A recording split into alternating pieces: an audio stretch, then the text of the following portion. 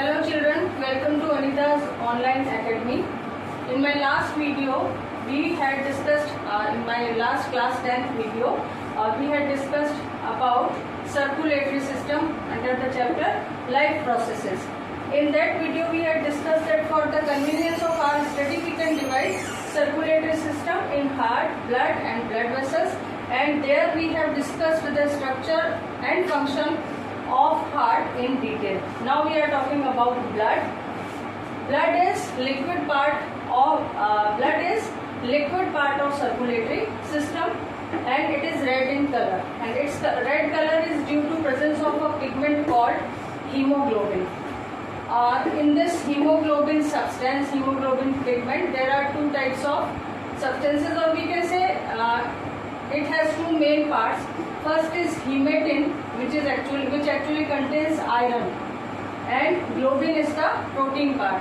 That's why we say that when we do not take proper diet, or we take a diet in which iron is not in proper amount, then we may have anemia, because if iron will not be there, hemoglobin will not be formed.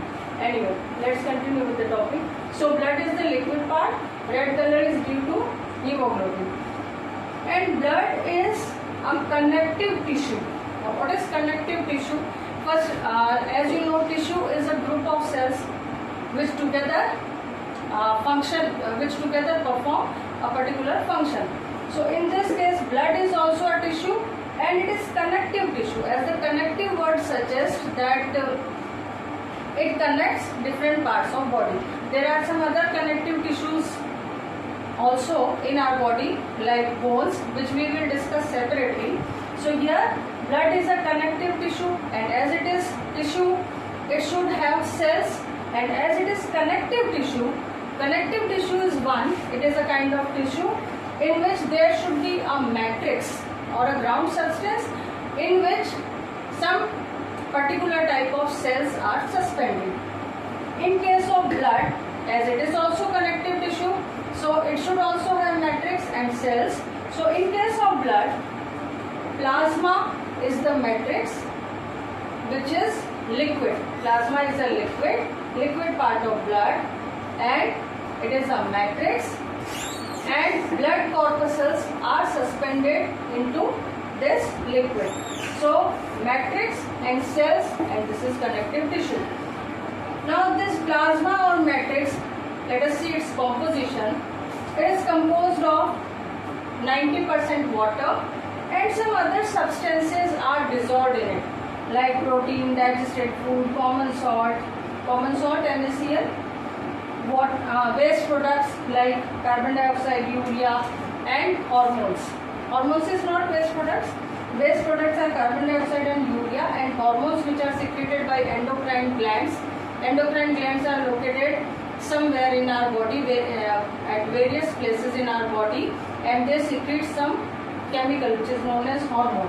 So this hormone is secreted by those endocrine glands, but they do not have ducts to carry these hormones. So this hormones is also carried to various parts with blood. So these hormones are also present in plasma, as plasma is the liquid part of blood. Now let's talk about, it is pale yellow in color, yellowish in color, plasma. Okay. Now let's talk about blood corpuscles. So plasma does not have any color. It does not have red color. It is yellowish. Now let us talk about corpuscles or cells. Red blood cells or red blood corpuscles, white blood cells or white blood corpuscles, and platelets. These are three types of cells which are suspended in plasma.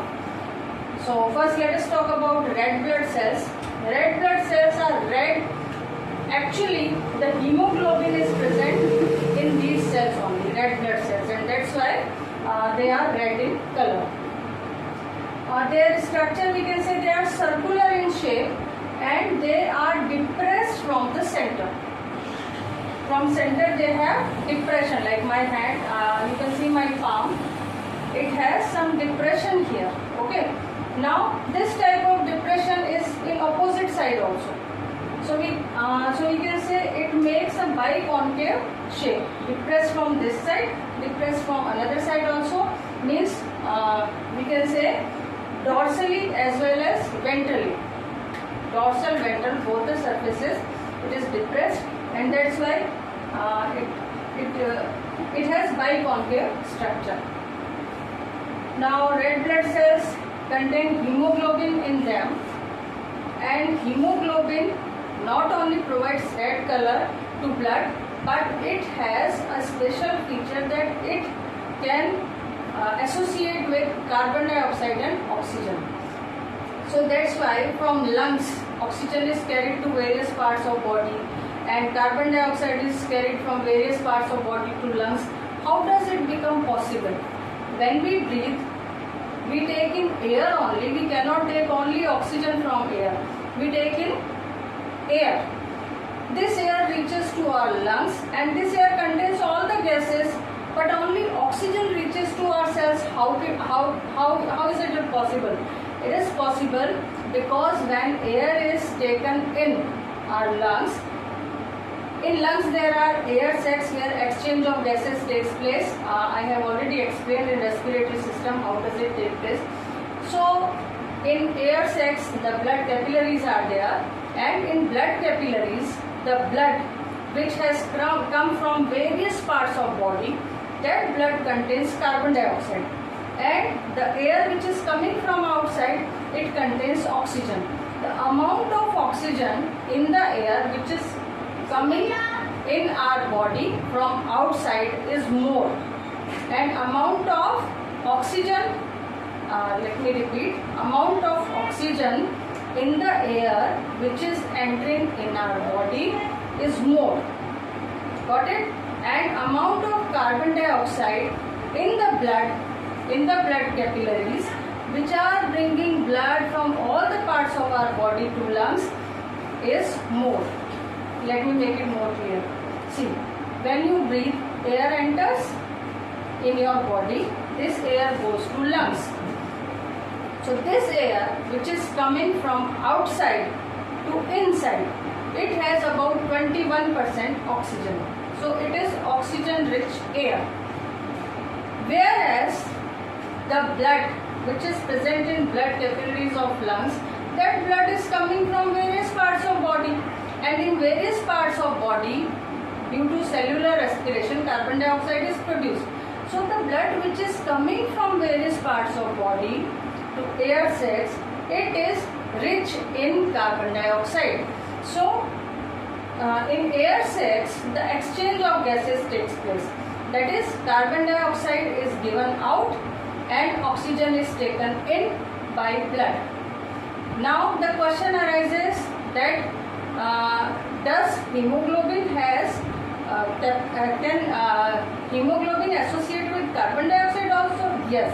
So these are only two gases with which hemoglobin can associate. One is oxygen, one is carbon dioxide. That's why the blood can carry carbon dioxide from all the body parts to lungs, and oxygen from lungs to all the body parts. It has gone very long, but I think now it is clear.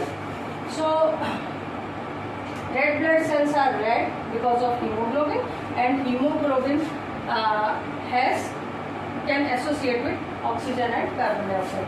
Now, yes, red blood cells are produced in bone marrows.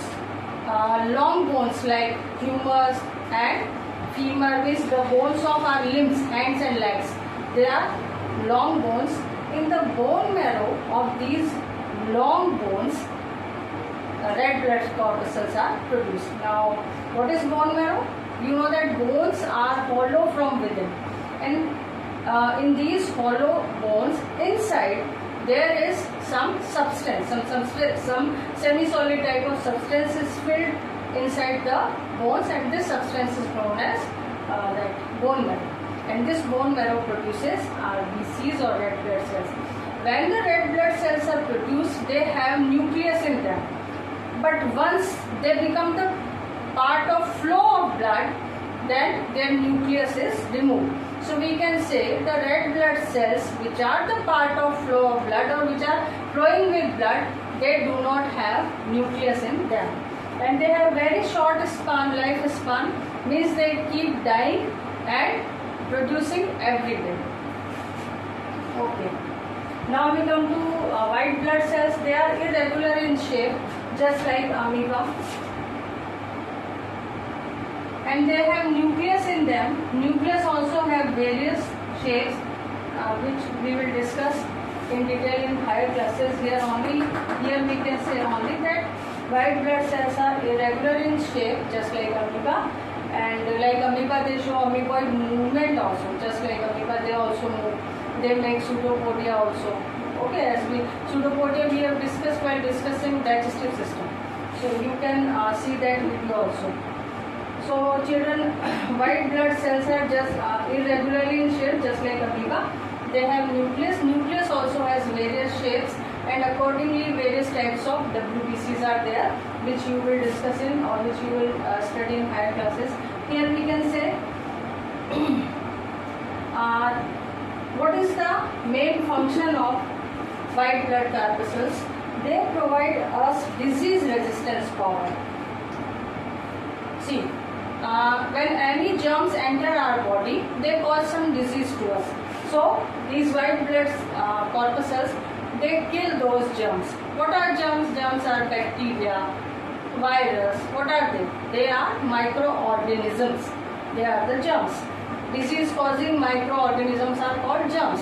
So when these disease causing microorganisms or germs enter our body, these WBCs kill them.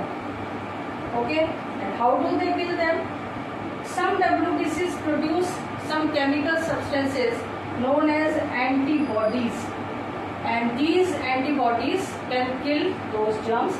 And some WBCs, by the process of phagocytosis. What is phagocytosis? Is when any germ comes in contact of them, they make pseudopodia like this, and then take this germ inside, and this germ is digested inside this cell, just like in case of amoeba. Just as amoeba digests its food, in the same way they also take germ inside and then digest it. So this is the process of killing germs, and this is known as phagocytosis. So WBCs kill germs in two ways: by producing antibodies, which are some chemicals which kill the bacteria and viruses or other germs, and phagocytosis is the process by which they kill bacteria by.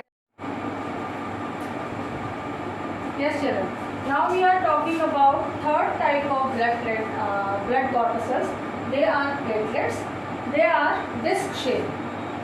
So whenever there is injury in our body and blood oozes out, a protein named fibrin is secreted. Fibrin is made up of fiber-like structures. In these fiber-like structures, these platelets are trapped, and as a result, blood clot is formed, and the loss of blood is prevented. Thank you. In next class, we will discuss about blood vessels.